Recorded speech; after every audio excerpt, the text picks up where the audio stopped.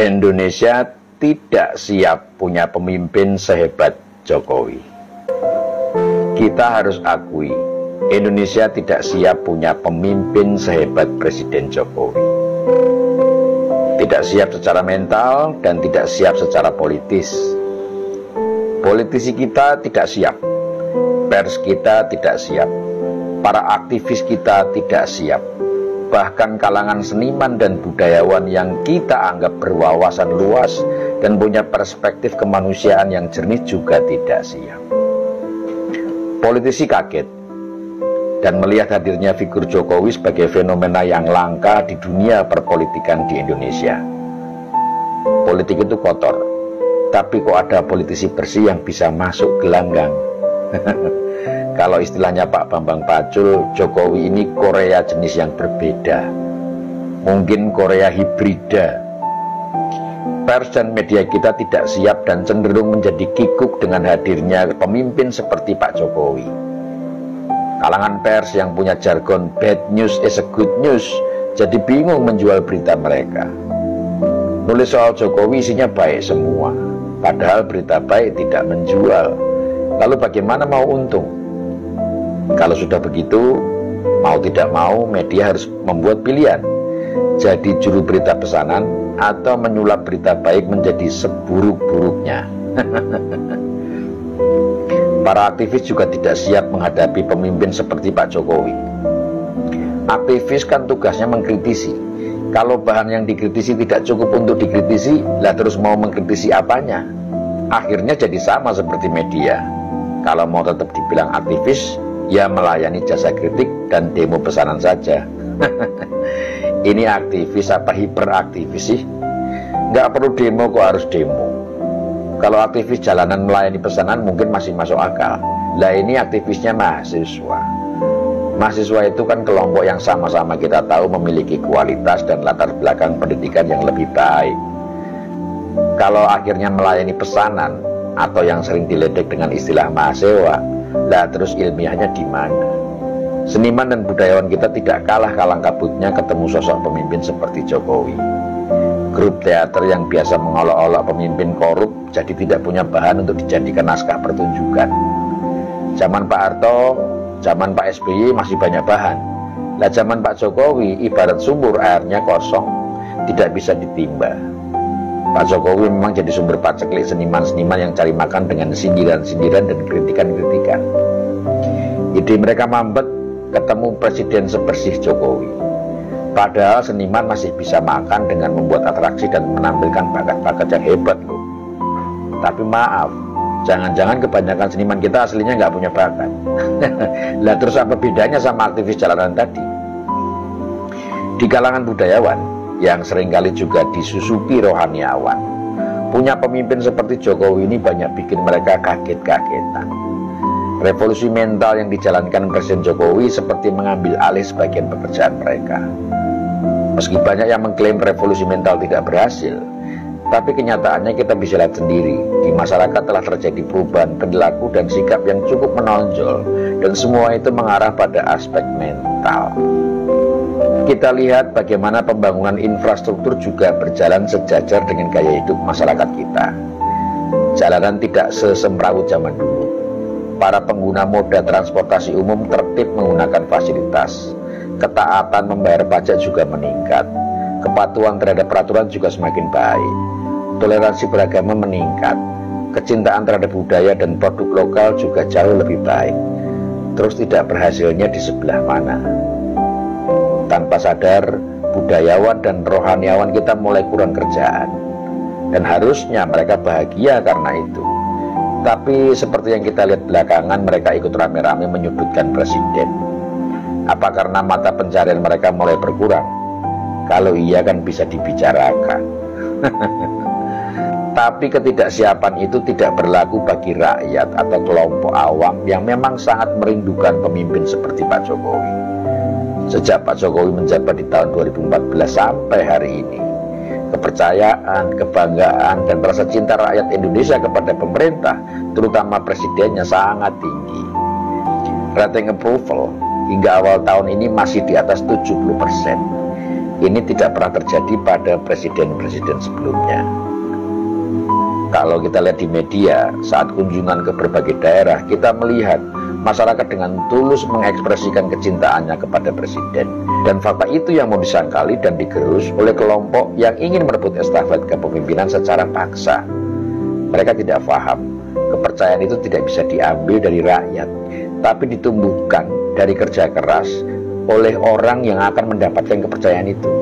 Dan Presiden Jokowi telah bekerja sangat keras untuk memajukan bangsa ini. Jejak itu jelas tidak akan pernah bisa dihapus, bahkan oleh fitnah yang paling meyakinkan. Apakah Indonesia tidak akan pernah siap untuk menjadi bangsa yang hebat karena dipimpin oleh seorang presiden yang hebat? Semestinya tidak.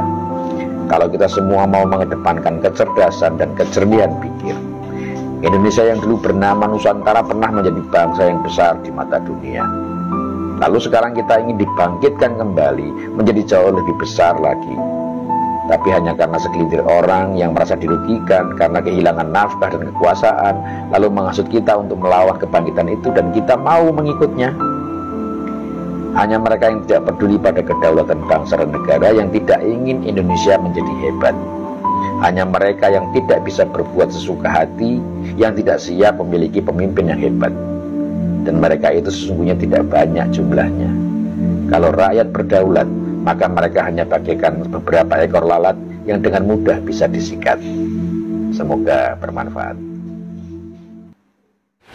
Oke guys ya, menarik apa yang disampaikan oleh Bapak ini, bahwa Indonesia belum siap mempunyai pemimpin sehebat Pak Jokowi.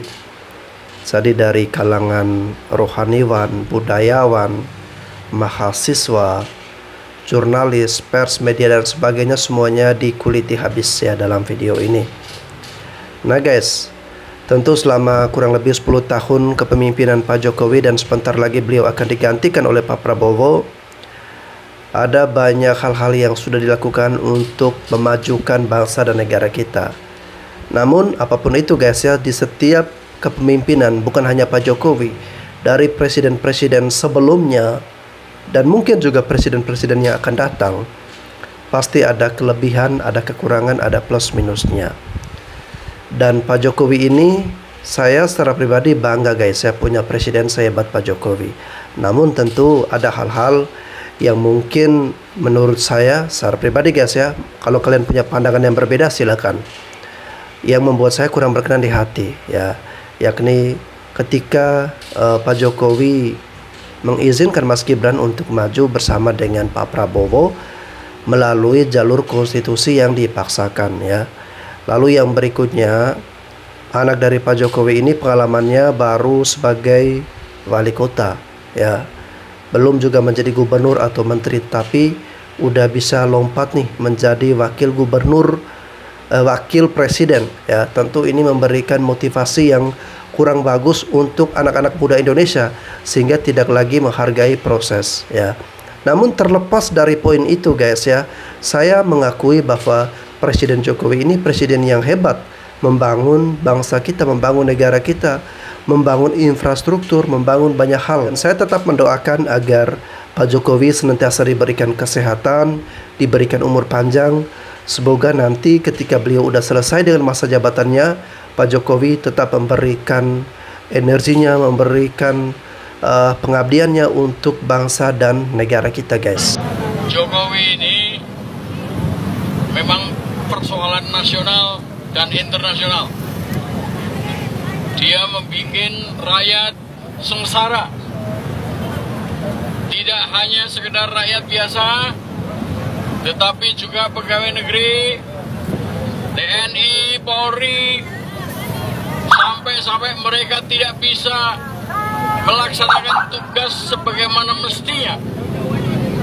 Negara ini, bangsa ini, rakyat ini amburadul rusak karena seorang Jokowi. Oleh karena itu, sudah saatnya dia harus berhenti.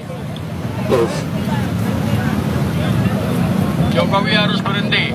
Harus kita hentikan. Sebisanya sebelum 20 Oktober. Jangan itu. Jadi saudara-saudara, Ganti. seluruh Indonesia, Tukar. Nggak kedengeran, tukar. di seluruh Indonesia, dari Sabang sampai Merauke, mari saudara-saudara sebangsa dan setanah air, kita gelurakan untuk menurunkan Jokowi Dan keluarganya. Kalau diadili masih mending. Kalau pengadilan oleh rakyat, saya kira impas lah itu. Rakyat banyak, jutaan rakyat dibikin sengsara. Jadi, saudara-saudara, tidak hanya sekedar Jokowi, tapi juga seluruh rejimnya. Rejim inilah yang membuat Jokowi bertahan selama ini. Menteri-menterinya, DPR, MPR-nya, Mahkamah Konstitusinya, Mahkamah Agungnya, yang juga selama ini membuat rakyat sengsara, itu pun harus turun. Sudah habis tugas mereka. Oke ya, untuk bapak-bapak yang ngata-ngatain Pak Jokowi, ada satu saran penting dari saya untuk kalian ya. Tolong dengarkan baik-baik. Sebelum berbicara, alangkah baiknya bapak-bapak ini pastikan dulu toanya atau pengeras suaranya ini udah benar atau belum suaranya ya. Sehingga ketika disampaikan suaranya bisa jelas. Kalau kayak gini kan nggak enak pemandangannya, digonta-ganti. Lagi-lagi saya harus membahas ketololan para pembenci Jokowi ya. Mereka mengatakan dan membandingkan hidup enak di zaman Soeharto dibandingkan hidup di zaman Jokowi sekarang. Alasan mereka hidup di zaman Jokowi sekarang susah. Alasan mereka lagi hidup di zaman Jokowi sekarang demokrasi diinjak-injak. Sebentar, kita berbicara demokrasi dulu ya. Apakah kalian masih hidup para pembenci Jokowi yang selama ini menyebarkan hoax dan berita bohong, menghinakan seorang presiden? Apakah kalian masih hidup? Ya, saya jawab masih hidup. Apakah kalian di penjara? No, kalian masih tenang-tenang saja saat ini. Jika Bapak Soeharto hidup dan beliau masih memimpin dengan otoriternya ya, selesai kalian. Jangankan ngomongin Soeharto jelek lah ya. Kalian tidak memilih Soeharto, apa keberlanjutan kepemerintahan beliau, selesai kalian. Apalagi kalian mengkritisi, habis nyawa kalian. Mau apa? Itu fakta saja. Lalu kalian merasa hidup sekarang ini susah. Nggak cuma Indonesia saja beliau susah. Dunia ini sedang tidak baik-baik saja ekonominya. Seperti itu. Apa di zaman Soeharto tidak pernah susah? Di zaman Soeharto pernah mengalami krisis besar-besaran. Kalian tahu itu? Ya kalau umpamanya kalian hidup di masa itu lalu kalian memunafikan, ya berarti bodoh kalian. Kalian pura-pura nggak tahu. Kalau kalian mau hidup ya tenang ya di saat ini, di saat kalian memiliki pemerintahan Presiden Jokowi yang legowo dan ikhlas. Kalau Soeharto mampus kalian, percaya sama saya. Semenjak Bapak Joko Widodo menjabat sebagai presiden di negeri ini selama lebih kurang 10 tahun, ada satu tradisi yang terbangun di negeri ini, yaitu tradisi menghina, mencaci, memaki, dan memfitnah kepala negara. Tradisi itu dilakukan oleh orang-orang yang merasa pintar, oleh orang-orang yang merasa paling paham ilmu agama, orang-orang yang merasa paling taat dalam beribadah, orang-orang yang merasa paling dekat dengan Tuhan. Itu yang melakukan tradisi yang baru terbangun di negeri ini. Ya. Mencaci, menghina, memaki, dan memfitnah kepala negara. Seolah-olah mereka paling benar. Mereka paling paham tentang keadaan rakyat negeri ini. Mengatasnamakan rakyat, asal berbicara mengatasnamakan rakyat, mengatasnamakan agama, ya, merasa ulama, merasa ustadz, merasa kiai, padahal mereka lah kumpulan manusia paling biadab di negeri ini, ya, membawa-bawa nama agama, mengatakan membela agama, membela Al-Quran dan membela Islam. Padahal mereka semua hanya membela nafsu serakahnya. Ya, karena di zaman Bapak Joko Widodo mereka tidak bisa berbuat apa-apa untuk melakukan menguras habis harta kekayaan negeri ini. Di zaman Bapak Joko Widodo, ormas-ormas radikal dibekukan, tidak bisa bergerak banyak untuk membodoh-bodohi rakyat negeri ini dengan mengatasnamakan agama. Tradisi mencaci, menghina, memaki, dan memfitnah kepala negara menjamur di negeri ini 10 tahun terakhir ini. Dilakukan oleh orang-orang yang merasa akademisi, yang mengaku sebagai profesor seperti Amin Rais, Rocky Gerung, Repli Harun, Faisal Assegaf, Egy Sujana. Mereka yang merasa paling pintar, tapi memang isi kepalanya tidak ada sama sekali. Ya, di zaman Bapak Joko Widodo terjadi kemunduran etika tata krama dan hilang adab sopan santun di negeri ini oleh orang-orang yang merasa paling pintar, yang paling paham tentang berpolitik di negeri ini. Sampai-sampai seorang mantan presiden yang merasa bangga karena dia presiden perempuan pertama di negeri ini, ya, membuat narasi-narasi seolah-olah dia paling mengerti dan paling peduli tentang rakyat negeri ini. Ya, padahal dia hanya peduli kepada partainya, lebih tidak. Dia hanya peduli kepada kekuasaan dan nama besar partainya. Lebih tidak ada.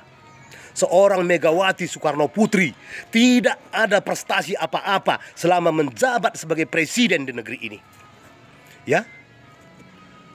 Sekarang dia setelah berseberangan dengan Bapak Joko Widodo selalu menyindir, merasa paling paham, merasa paling peduli dengan keadaan rakyat negeri ini. Ya. Padahal dia hanya memikirkan kebesaran partainya. Dia hanya memikirkan kepentingan partainya. Lebih tidak ada. Itulah Megawati, seorang mantan presiden. Ya. Mereka yang mengatasnamakan pemerhati politik yang merasa peduli dengan rakyat negeri ini, tapi tidak pernah berbuat apa-apa untuk rakyat negeri ini.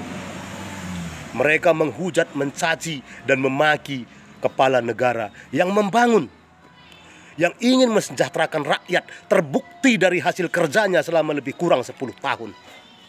Mulai dari Indonesia paling ujung di timur Papua sampai Indonesia paling ujung barat di Provinsi Nangro, Aceh Darussalam, dibangun oleh Bapak Jokowi. Hanya di zaman Bapak Joko Widodo ada cerita hilirisasi. Hanya di zaman Bapak Joko Widodo ada pengembalian harta kekayaan negeri ini, seperti Blok Migas Mahakam yang lebih kurang 50 tahun dikuasai oleh asing kembali ke pangkuan Ibu Pertiwi. Hanya di zaman Pak Jokowi, Blok Rokan yang selama ini dikuasai oleh PT Sepron kembali ke Pertamina. Hanya di zaman Pak Jokowi, hanya Pak Jokowi yang mampu mengembalikan saham Freeport menjadi mayoritas milik Indonesia, 51% lebih dikuasai sekarang oleh PT Inalum. Hanya di zaman Pak Jokowi. Ya, di presiden-presiden sebelumnya itu tidak pernah terjadi. Makanya mereka benci kepada Bapak Jokowi karena mata pencaharian mereka dari hasil-hasil haram yang menggadaikan kekayaan negeri ini tidak bisa lagi dikerjakan.